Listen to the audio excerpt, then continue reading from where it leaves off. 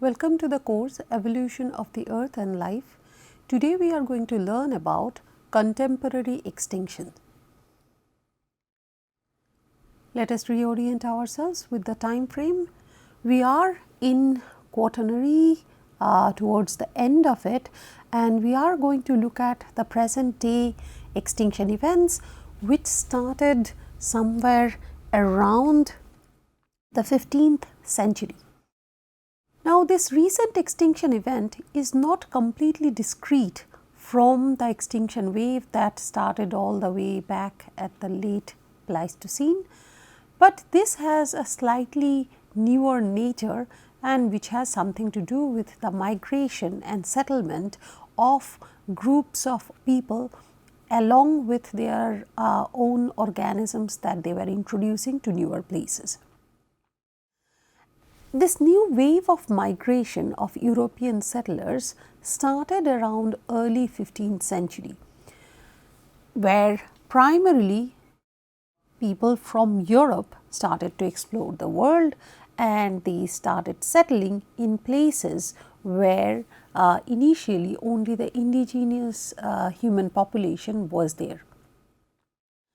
So, if we look at the routes where they went from Europe, primarily from the western part of Europe, they went all the way to Africa, they went to the Americas, both the North America as well as the South America. They went to Asia through different routes and Australia and New Zealand. And it's not just the settlers who went to these places, they also brought their own food grains. They often brought grains which are not indigenous to the place where they were going. They also brought their pets. They often brought their own diseases. So, it was a complete mix of human population who were isolated for quite some time. And what was the effect of such changes on the biota is something that we are going to look at today. As a result of these exchanges, we also started to see a major diversity decline. And this diversity decline was primarily caused by three mechanisms. One is direct hunting, the second one is introduction of new species, and third one is destruction of natural habitat. Direct hunting is relatively easy to understand as a mechanism for extinction because it simply says that by killing off all the individuals of a population of a species, the species is going to get extinct. And that happened especially for large organisms, primarily mammals, which have a relatively small litter size, small number of offsprings and often longer gestation period.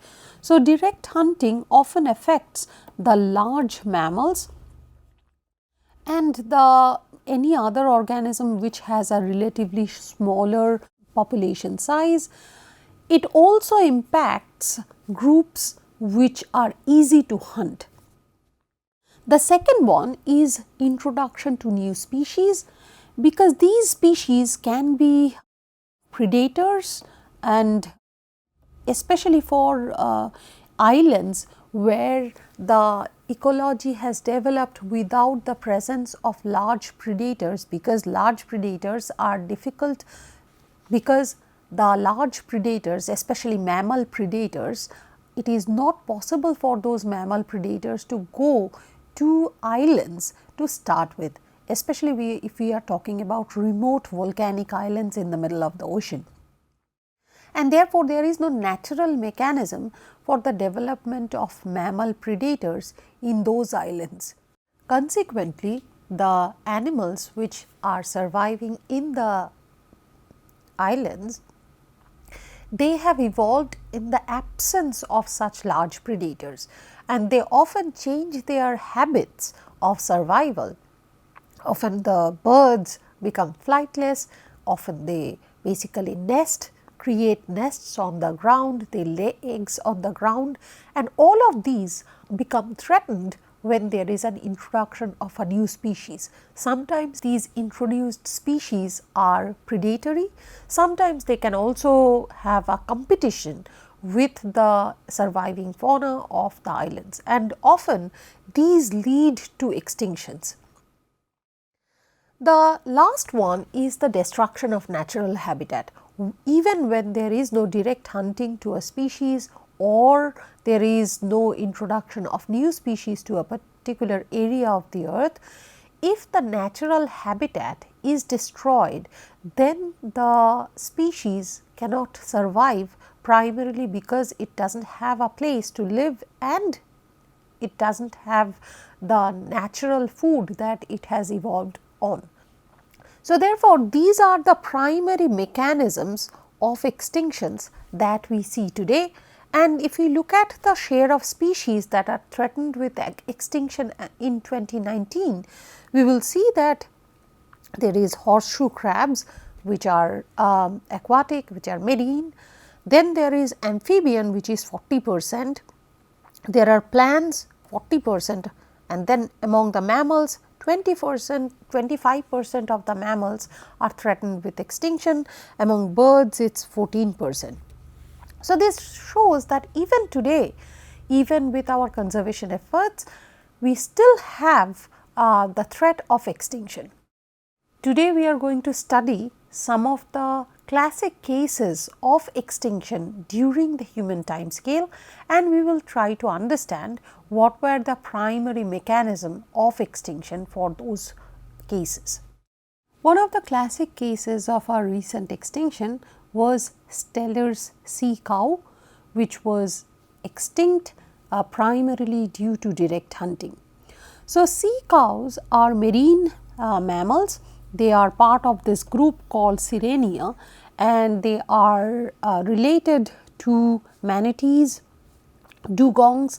These are animals which live in the water, primarily in the marine area, and they graze on the kelp forest. And they are slow moving and they have to come up to the surface of the water. Generally, they also are shallow marine, so they tend to live in near the surface of the water, and they breathe the air. So, they cannot really go down too deep and stay there for long, because they have to breathe air and therefore, they have to come back to the surface. And they were abundant in North Pacific. North Pacific is a place where it is quite cold, and these animals were adapted to this place. They had very thick fat layer. They were formally described in 1741 by George Wilhelm Steller, and that is why the name Steller's sea cow was given to them. Within 27 years of the first description, these animals were completely extinct from this region. They were primarily hunted because of their fat, especially the sea going sailors. They preferred their fat because it will not go bad even during a long voyage in the ocean, and therefore, they indiscriminately killed them, every last individual, primarily because of their fat and meat, which supplied them with food during the long voyage in the sea. The other case of direct hunting was Tasmanian tiger. These are marsupial animals and they were very abundant throughout Australia, New Guinea, Tasmania, and they were interesting animal because for the European settlers, they were very unfamiliar.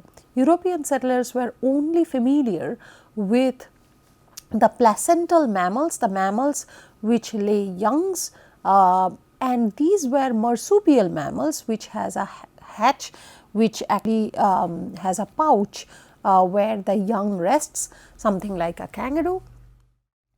But European settlers were not very familiar with such marsupial mammals which also can hunt, and they were, because of this unfamiliarity, they started blaming all of these Tasmanian tigers for any loss to their cattle. As a result, the government announced a bounty on Tasmanian tigers. They were killed indiscriminately, and when they were killed, the person who kills them also got money as a reward. And they were formally described in 1808. They were formally described on 1808 by George Harris, and within little more than 100 years, it was hunted to extinction. So, the last representative was kept in a zoo, and it eventually died in 1936. By the time it was brought down to a couple of individuals, the entire world became conscious about these organisms and that they are not going to be around for very long, and therefore, every museum and every museum of natural history from all over the world, they started to collect the Tasmanian tiger specimens. Often the specimens were kept in the museum to demonstrate one of the soon going to be extinct organism. Apart from direct hunting, introduction of new species can also be devastating for the indigenous organisms which grew and evolved in an environment without those introduced species. And it is especially problematic for small birds or birds in general. In the islands, often the birds start to nest on the ground. They make the nests on the ground, they lay eggs on the ground in those nests, and also they lose the ability to flight. And this has been one of the common causes of extinction of birds in remote islands. So, this particular one is called a Lyell's wren. It is also called a Stephen Islands wren because it was very common in New Zealand, especially in Stevens Island. They went extinct in 1895, 1 year after the introduction of cats. So, this island was not really a place where cats were there, and cats were primarily brought by the settlers.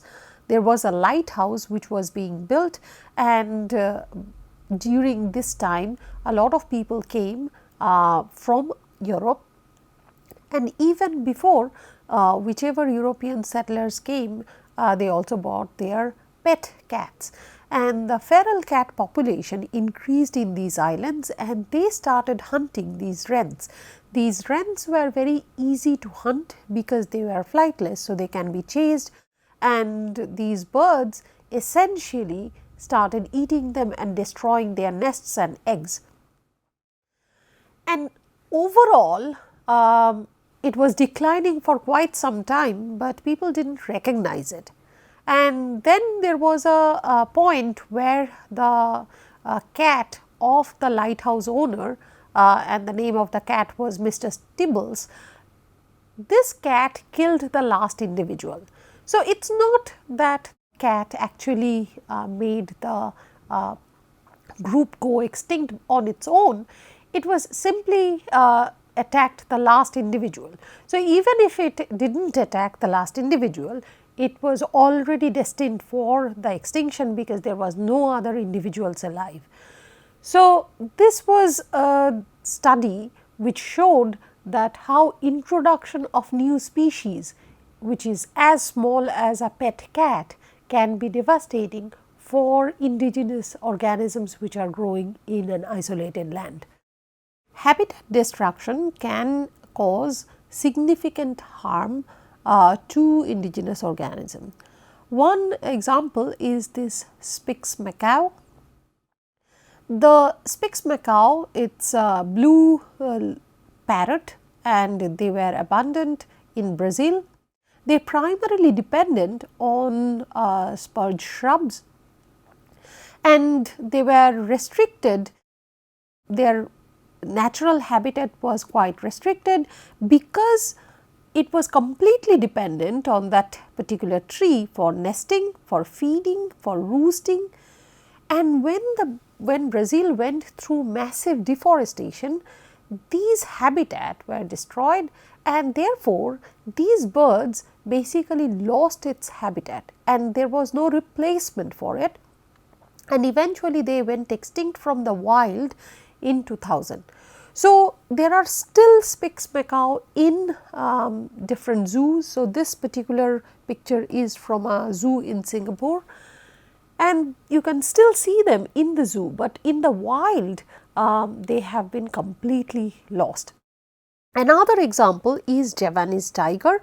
These tigers were common in Southeast Asia, but because of the growth of the cities and farmland, there was a massive destruction of the wooded forests, and as the forest cover started to decline, started to decrease in area, started to shrink, all the tigers lost their natural habitat.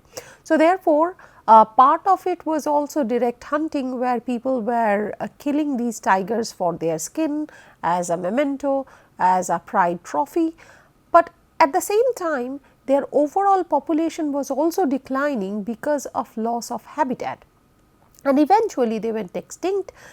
This also shows the vulnerability of even large organisms such as tiger to these deforestation. This also increases the human wildlife conflict, because then because of loss of habitat they try to come to places where there are human settlement, and therefore the conflict increases.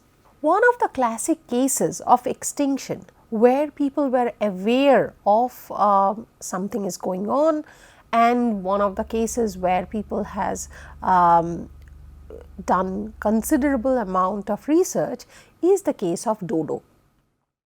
Dodo was endemic to Mauritius. It is a large bird.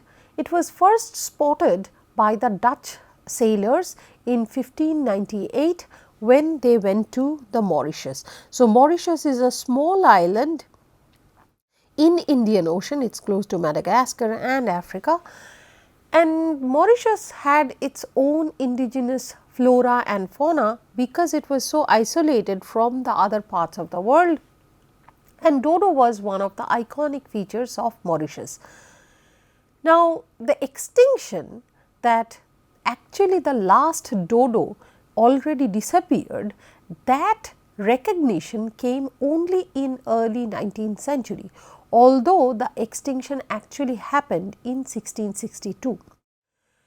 So, for a very long time people thought that they were simply hiding in the forest, but it is only this recognition came in early 19th century that even with considerable search there was no live dodo that was found. And this became such an important discovery that it also penetrated the common language. Often in order to describe something that is definitely dead, we use this idiom which says dead as a dodo. So, dodo is not just dead, it is actually extinct. So, there is not a single living specimens of this particular bird that we can find today. But there are lots of stuffed dodo that we can find in various natural history museums throughout the world. It used to be a prized possession for various collectors. Even in Mughal darbars, there are paintings of dodo which were sent as a gift from different parts of the world. Now, what killed them? It was not a direct hunting, because apparently the dodo meat was not suitable for the settlers and they did not eat it. However, one possibility was that they were overhunted for dodo gizzards, and these dodo gizzards were used for a pet food. But more importantly, there are other considerations. One was that the dodo used to lay eggs on the ground and they had only single eggs in one point of time. As a result, their size of the population was also small, and once the introduced pets like dogs and cats started to eat those eggs, their population started to show a steady decline. Another important aspect was their dependence on dodo tree. So, they were also closely related in terms of their roosting and eating and food on a particular type of tree called dodo tree. This dodo tree, they used to have the seed and digest part of the fruit and basically remove a layer on top of the seed, and then the seed would come out through their excretion. And due to deforestation, a lot of dodo tree disappeared, and that also led to some consequence in terms of the dodo population. And once dodo population went extinct, there was a very problematic situation for the survival of dodo tree, because these dodo tree seeds are dependent on dodo gizzards. So, the dodo used to digest the seed, and then only the hard cover of the seed can be removed, and then it would help them for germination. Once dodo is gone, this particular link in the ecosystem was missing. As a result, we are also seeing as a consequence shrinking of dodo tree population. So, the case of dodo basically shows us that it does not have to be a single factor or single mechanism of extinction. There can be simultaneous mechanisms such as deforestation, habitat loss, introduction of new species and hunting, all of them contributing to the demise of a species. Another classic case of quite elimination of species was the land snails of Tahiti. Tahiti is part of the Polynesian islands, and they had a fantastic variety of land snails. So, when at the earlier part, when the natural historians used to visit Tahiti, they recognized that the land snail diversity of Tahiti is one of the most spectacular one. So, therefore, there was considerable study documenting how many different types of land snails were there in Tahiti. But during settlement, after the human settlers settled, because of their ships, when the ships come, there are snails which basically attach themselves to those ships, and they can survive the long voyage, and eventually wherever they settle, these snails also get introduced. Now, these snails started to come to Tahiti, and they did not attack the land snails of Tahiti, but these introduced snails become really abundant in Tahiti, and they were doing a lot of harm to the crops. And therefore, the settlers in Tahiti, especially during 20th century, they thought that they have to do something to eradicate the pests, the introduced snails which were causing harm to the crop. And therefore, they started to think of something like a biocontrol, biological control, so that they are not affecting the overall environment, they are not impacting the overall environment, they are only going to take care of the introduced species.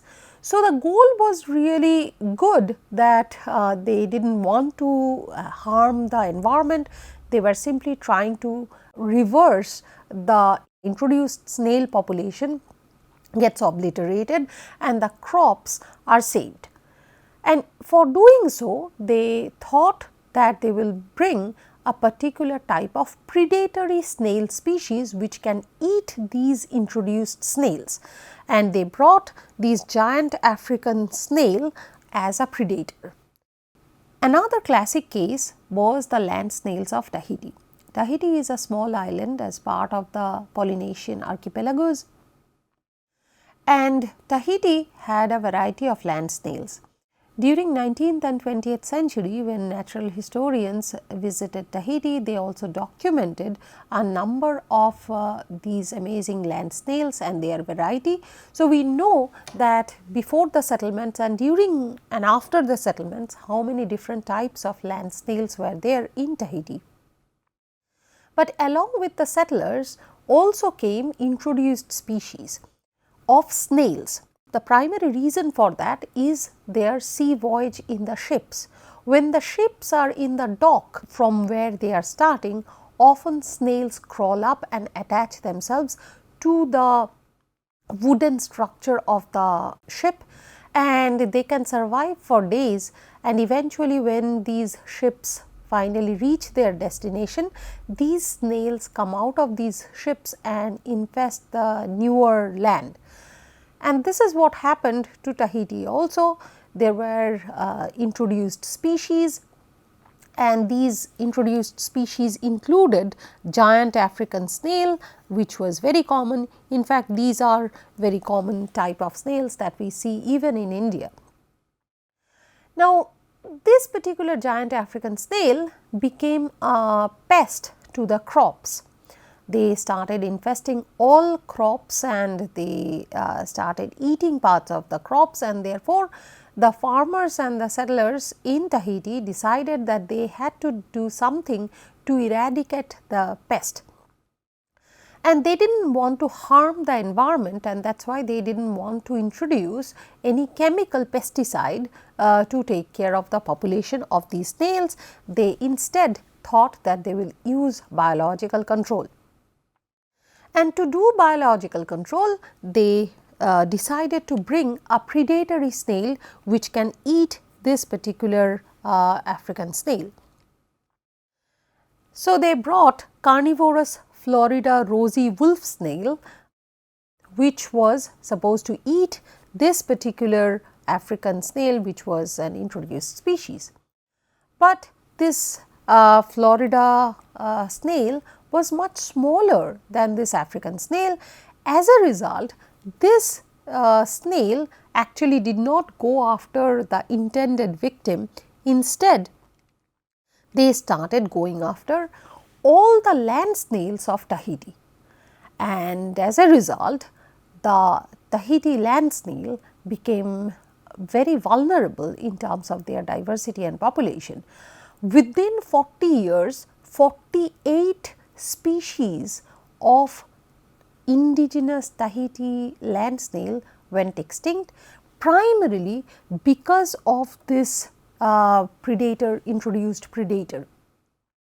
So, the study shows us that although the intention was good, not to harm the environment, but we really have very little understanding of how the ecological interaction would go once we introduce a species, and therefore, before introducing any species such as this Florida snail, it would have been a wiser thing to look at the interaction overall size, and also which are the species which are already vulnerable. And these are some of the lessons that we can learn for future. Now, the question is, if we think about the evolutionary rate and extinction rate in particular, are they comparable to the big five? So, if we look at the recent extinction, is it comparable to any of these mass extinctions? So, can we call it a mass extinction? Now, the problem is, if we look at the mass extinctions, the big five mass extinctions in late Ordovician, late Devonian, end of Permian, end of Triassic and KPG, then we will see first of all the rates are quite high, but at the same time the resolution at which we are measuring the rate runs into a few million years. The second problem is that if you look at the pattern of the extinction for any of these big five, they were not selective. However, if we look at the present day extinction, they are highly selective. They primarily have selection, they primarily attack the fauna which are relatively large mammal and which has relatively longer gestation period, and smaller number of offsprings. It also is primarily affecting the groups which live in island, especially flightless large birds, some even smaller birds which are flightless, which lay eggs on the ground. Such selectivity of extinction was not present in the last big five. But then there is also an issue of scale. So, again we are going to look at the number of families. So, if we look at the number of families in terms of the extinction rate, we are going to see that the extinction rate, that percent of families that died out, this extinction rate we start to see declining in different paths. But again, as I said, that every time when we are calculating, it has the total number of species minus the survivor number of species divided by the time. That is how we calculated the rates. Now, if we want to do it for today, then the problem is that we are dividing it by only last 15,000 years. And even if the number of extinction is the same, just because our resolution is so high, the rate is going to be really high, much higher than any of the extinction events that we have ever seen on the during the geologic time scale. And this is one of the problem when we try to compare these two cases, and this is one of the main causes of worry, that is it going to be a comparable thing, can we call this present extinction a mass extinction. So, definitely in terms of the rate it is comparable, it is actually more than any of the mass extinctions that we have ever seen, but at the same time the rate calculation has its intrinsic pattern where the duration over which it is being observed plays an important role, and therefore, we cannot really compare the rates between the geologically observed mass extinctions and today's extinction. The other thing that makes it quite different is that the big five did not have any selective pattern, but the recent extinction has a selective pattern. The groups are always the target if they had limited mobility, if they had limited geographic range, and its greatest for the greatest threat is for the island fauna. And this island fauna does not have to be island in terms of the ocean island, it can even be on the top of a mountain chain where it is isolated from the rest of the world. Now, these isolated island faunas are really vulnerable, and we see a major decline in their population diversity and species diversity in the recent time. So, in summary, today we learnt about some of the mechanisms of extinction, including direct hunting, habitat loss and introduction of new species. We also learned some of the classic case studies which went extinct during the human time scale and in recorded history. We also learned that it does not have to be a direct hunting to make something go extinct, and sometimes even with good intentions, if new species are introduced to an island ecosystem, it can lead to major catastrophic ecosystem fallout. But when it comes to comparing the present day diversity decline with the big five mass extinctions, we are in the situation where the rates are comparable or even higher for today's diversity decline. However, the rate calculation has its intrinsic bias, because for today's diversity decline, the time window over which we are calculating is very short, it is only 15,000 years, whereas when we think about the diversity decline during mass extinctions, it was divided by a few million years, at least 1 million year, and that generally brings down the rate quite a bit. So, the comparability is not there. Also, The other big 5 mass extinctions were non-selective, whereas we saw that the present day mass extinction, or where we saw that the present day extinction shows significant selectivity and it impacts more the island fauna, the fauna which has limited mobility, which has limitedly small litter size and also limited geographic span. Here are some of the resources that I used to create the slides, and here is a question for you to think about. Thank you.